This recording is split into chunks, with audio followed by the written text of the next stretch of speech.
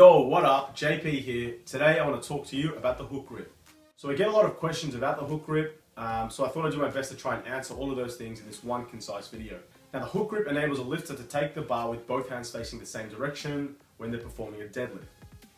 Now the issue with a traditional double overhand grip is the bar wants to roll out of the hands and it's not a very secure or strong grip when handling heavy weights. As an alternative, many choose to use the mixed grip. Now this is the most common and popular type of grip. With the hands facing in different directions in relation to each other, the bar doesn't have a direction with which to roll out, so it stays locked firmly in the lifter's hands. Now the mixed grip really isn't an option when performing a snatch or a clean because we need both hands to be facing the same direction, so we need both hands to be facing over. This is when the hook grip was developed, to enable Olympic lifters to handle heavy weights with both hands facing the same direction. Now in recent times, the hook grip has grown in popularity amongst powerlifters when competing in the deadlift. Notable examples of hook grip deadlifters include Vince Urbank, Brad Gillingham, and Lane Norton.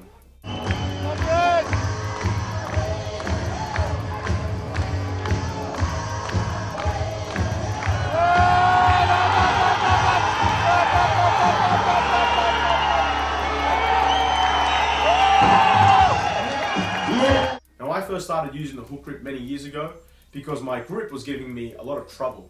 In my research regarding grip and grip training, I came across the hook grip and I decided to give it a go. With a bit of persistence and patience, I was finally able to master it, and I'm now able to handle maximal as well as super maximal loads using the hook grip. I don't think my grip is ever going to be an issue, and I don't see myself missing a deadlift because my grip fails. The hook grip for me feels very, very secure and locked in, and I'm very much a proponent of the hook grip. Now, a couple of reasons why I'm such a big fan of the hook grip are as follows. Firstly, there is a much decreased risk of bicep injury. With a mixed grip, it's not uncommon to see a lifter flex at the elbow when performing a maximum weight. This puts the bicep under a severe risk of bicep strain, and you might have seen some lifters rupture a bicep during deadlift attempts with a mixed grip. With a hook grip, this is much less likely to be the case because the elbows aren't going to flex as much because both hands are over and pronated. The second reason why I'm such a big fan of the hook grip is because it better enables the lifter to engage the lats. Now, lat engagement is a very big topic, and I might talk about this in a future video in some sort of deadlift tutorial. But for now, just know that having a hook grip or double overhand allows the lifter better to externally rotate the shoulder and depress, engaging the lats much more effectively and hence making the lift much more efficient. The third reason why I'm such a big fan of the hook grip is more so for sumo lifters. When using a mixed grip during a sumo lift, the palm in the underhand tends to rub against the thighs, and this can cause friction forces which makes it hard to lock out, or it can knock the bar forward. With a hook grip, the distance from the bar to the skin is only the thickness of your thumb, which is much thinner than the thickness of your palm. This keeps the bar a lot closer and enables the lift to be a lot more efficient. Okay, so you might be aware that in order to execute the hook grip, we jam the thumb under the fingers. However, it's not as simple as that. I'm going to give you some tips as to how you can best execute the hook grip. It's really 3 steps. The first step is to jam the bottom part of your pinky and ring finger against the bar, the part of your hand where the palm and the fingers meet, this part here. We want to jam that part into the bar. The second part is about jamming the thumb all the way around the bar. So keeping this part of the hand locked against the bar, we're going to wrap the thumb as far around the bar as possible. And the third part is to take the middle finger and the forefinger and reach as far around the bar as possible, trying to grab onto the thumb. So there's 3 points of contact. The first is where your pinky and ring finger hit the bar, and that's at the base of those fingers. The second point is your thumb wrapping as far around the bar as possible. And the third is your middle and forefinger wrapping around your thumb as much as possible. Now please note that this grip is very painful, and many people will feel like their thumb is being torn from the hand.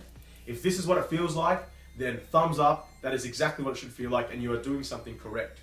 It takes a bit of time and persistence and patience in order to tolerate this pain in the long term. Now it's important to note that the hook grip really isn't about strength as much as it is about technique and pain tolerance. I've got very bad grip strength, yet I'm able to hold onto maximal weights using the hook grip because I've got good technique and good tolerance to the temporary pain. Okay, so one of the questions that I often get asked is, how do I slowly build up to being able to handle the hook grip with heavy weights? And here is my suggested progression. First off, stick to obviously using light weights and do multiple sets of your light weights in your warm-ups using the hook grip. For example, if usually your first warm-up is 60 kilos for 5 reps, then I suggest doing 3 or 4 sets with 60 kilos using the hook grip as part of your warm-up routine in order to increase the tolerance to that pain through your thumb and hands. Now with time, you need to start learning to tolerate the pain of the hook grip with heavier weights. So start using the hook grip as you progress through your warm-ups. As you warm up, maintain the hook grip for as long as you can until you're forced to use a mixed grip.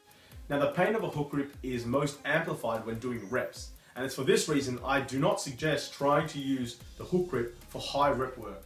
Anything more than literally 2 reps, you shouldn't really try and use the hook grip for, because it's simply going to beat your hands up and cause a lot of pain and tear calluses apart and prevent you from using the hook grip next time you're looking to deadlift.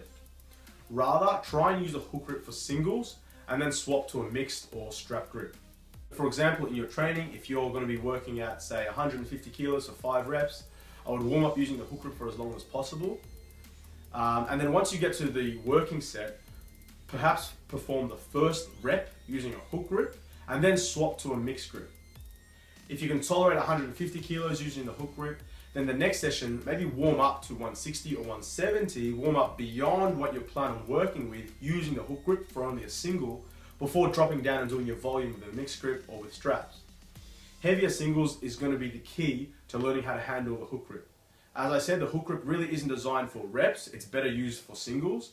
So learning how to handle heavy weights using the hook grip for sets of 1 or maybe 2 is the best way to do so. Heavier singles in your training really isn't going to interfere with your volume or intensity, so feel free to add that at the top of your warm-ups before your working sets later on. Okay, so that's it guys, thanks for watching. If you've got any further questions about the hook grip, feel free to ask in the comments section below. Make sure you like this video if it's helped you out and share it with your friends. Make sure you subscribe if you haven't already done so. I'm going to be posting up some more videos in the next coming weeks. My next little project is going to be a how to bench for beginners tutorial, so keep an eye out for that. Make sure you subscribe so you don't miss out. Thank you very much. Joey, come back! How the fuck did you get a bicycle?